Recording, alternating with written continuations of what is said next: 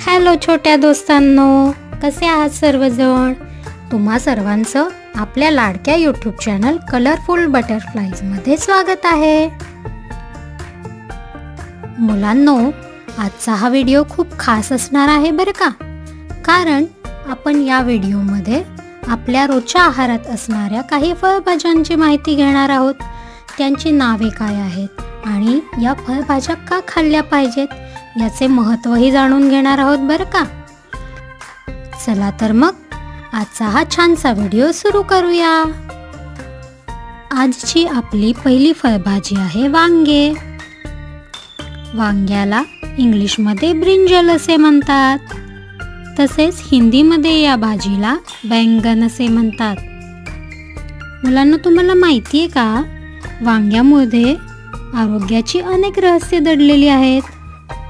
म्हणून वांग्याचा आपल्या रोजच्या आहारामध्ये समावेश असणे खूप आवश्यक आहे. वांगी खाल्ल्याने आपल्या मेंदूचा विकास होण्यास मदत होते. तसेच वांग्यामध्ये असणारे घटक हाडांना बळकटी देण्याचे काम करतात. आपली दुसरी फळभाजी आहे गाजर. गाजराला इंग्लिशमध्ये कॅरट असे म्हणतात. तसेच हिंदीमध्ये या फळभाजीला गाजर असे म्हटले जाते. मुलांना तुम्हा सर्वांना माहीतच आहे की गाजर खाल्ल्याने आपली दृष्टी छान राहण्यास मदत होते.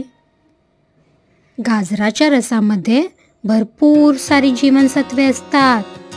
तसेच रोज गाजर खाल्ल्यामुळे आपली पचनक्रिया छान राहण्यास मदत होते. आणि तुम्हाला हेही माहिती आहे ना की आपल्या सर्वांच्या आवडत्या ससुल्याला सुद्धा गाजर खायला खूप आवडते. मग तुम्हा सर्वांना आवडते की नाही, मला कमेंटमध्ये नक्की सांगा. आपली पुढील फळभाजी आहे कोबी. कोबीला इंग्लिशमध्ये कॅबेज असे म्हणतात. तसेच कोबीला हिंदीमध्ये पत्ता गोभी असे म्हणतात. कोबी ही 12ही महिने उपलब्ध असणारी भाजी आहे. मुलांनो, कोबीमध्ये भरपूर प्रमाणामध्ये व्हिटॅमिन ए आणि व्हिटॅमिन सी असते. त्यामुळे आपली रोगप्रतिकारशक्ती सुधारण्यासाठी मदत होते.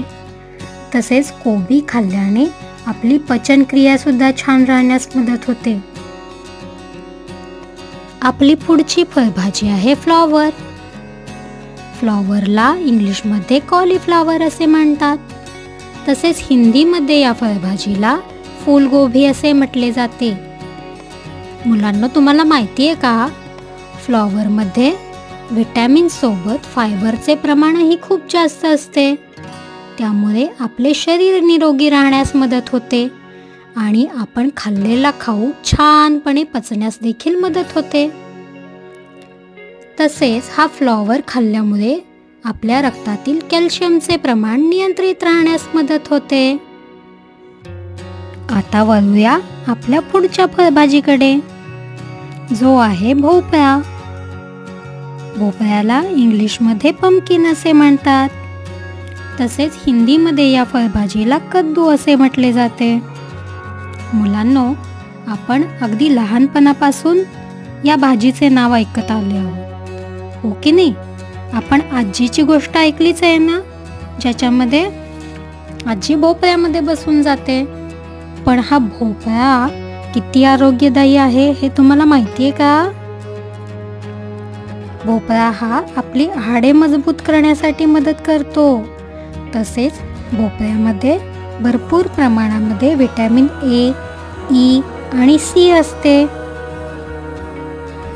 त्याचबरोबर भोपळ्यामध्ये आयर्नचे प्रमाण सुद्धा जास्त असते. त्यामुळे आपली रोगप्रतिकारशक्ती वाढवण्यासाठी मदत होते. तसेच मुलांनो, भोपळ्याच्या बियांमध्ये सुद्धा भरपूर प्रमाणामध्ये मॅग्नेशियम असते, जे की आपल्या हाडांना बळकटी देण्याचे काम करते आणि आपले हृदय सुद्धा निरोगी ठेवण्यासाठी मदत करते. चला आता पाहूया पुढची फळभाजी कोणती आहे. तो आहे कांदा. कांद्याला इंग्लिशमध्ये ऑनियन असे म्हटले जाते. तसेच हिंदीमध्ये या फळभाजीला प्याज असे म्हणतात. मुलांनो, तुम्हाला या कांद्याचे फायदे माहिती आहेत का? हा कांदा खाल्ल्याने आपली हाडे आणि दात मजबूत राहण्यास मदत होते बरं का. तसेच हा कांदा आपले केस मजबूत करण्यासाठी सुद्धा मदत करतो. कांद्यामध्ये असणारे व्हिटॅमिन सी आपली रोगप्रतिकारशक्ती वाढवण्यासाठी मदत करते. म्हणून आपली हाडे, दात, आपले डोळे आणि तसेच संपूर्ण शरीर जर निरोगी ठेवायचे असेल तर कांद्याचा आहारामध्ये समावेश असणे खूप आवश्यक आहे बरं का. म्हणून सर्वांनी रोज कांदा खाण्यास सुरुवात करा. आपली पुढची फळभाजी आहे भेंडी. भेंडीला इंग्लिशमध्ये लेडी फिंगर असे म्हणतात. तसेच भेंडीला हिंदीमध्ये भेंडी असे म्हटले जाते. भेंडी ही वर्षभर उपलब्ध असणारी भाजी आहे. भेंडीमध्ये कॅल्शियम, आयोडीन तसेच क जीवनसत्व मोठ्या प्रमाणावर असते. भेंडी हृदयासाठी सुद्धा खूप लाभदायक असते. भेंडी खाल्ल्याने आपली हाडे बळकट होतात आणि आपली रोगप्रतिकारशक्ती वाढण्यास मदत होते. अनेक प्रकारचे पौष्टिक तत्व असल्या कारणाने भेंडी आरोग्यासाठी खूपच गुणकारी मानली जाते. आपली पुढची फळभाजी आहे बटाटा. बटाट्याला इंग्लिशमध्ये पोटॅटो असे म्हणतात. तसेच हिंदीमध्ये या भाजीला आलू असे म्हटले जाते. बटाटा हा जवळपास प्रत्येक घरामध्ये सर्वांना खाण्यासाठी आवडणारा पदार्थ आहे. बटाट्यामध्ये फायबर, झिंक, लोह आणि कॅल्शियम मुबलक प्रमाणामध्ये असते. एवढेच नव्हे तर पोटॅशियम, फॉस्फरस, बी कॉम्प्लेक्स, व्हिटॅमिन सी सुद्धा मुबलक प्रमाणामध्ये असते. बटाट्याचे सेवन केल्याने आपली पचनक्रिया सुधारण्यासाठी मदत होते. एवढेच नव्हे तर हाडे मजबूत करण्यासाठी सुद्धा बटाटा उपयुक्त असतो बरं का. आता नंबर आहे हिरव्यागार दिसणाऱ्या काकडीचा, जिला आपण इंग्लिशमध्ये क्युक्युंबर असे म्हणतो आणि हिंदीमध्ये या भाजीला म्हटले जाते खीरा. काकडी ही अनेक पोषक तत्वांनी समृद्ध आहे. काकडीमध्ये भरपूर प्रमाणात पाणी असते. त्याचबरोबर फायबर, कॅल्शियम, मॅग्नेशियम सुद्धा मुबलक प्रमाणामध्ये असते, ज्यामुळे आपली पचनक्रिया छान राहण्यास मदत होते. तसेच आपले हृदयसुद्धा निरोगी राहण्यास मदत होते. आता वळूया आपल्या पुढच्या भाजीकडे, जी आहे सिमला मिरची. सिमला मिरचीला इंग्लिशमध्ये कॅप्सिकम असे म्हणतात. तसेच या भाजीला हिंदीमध्ये शिमला मिर्च असे म्हटले जाते.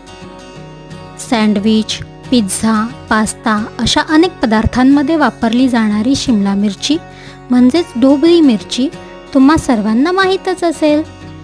ही मिरची हिरव्या, पिवळ्या आणि लाल रंगामध्ये उपलब्ध असते.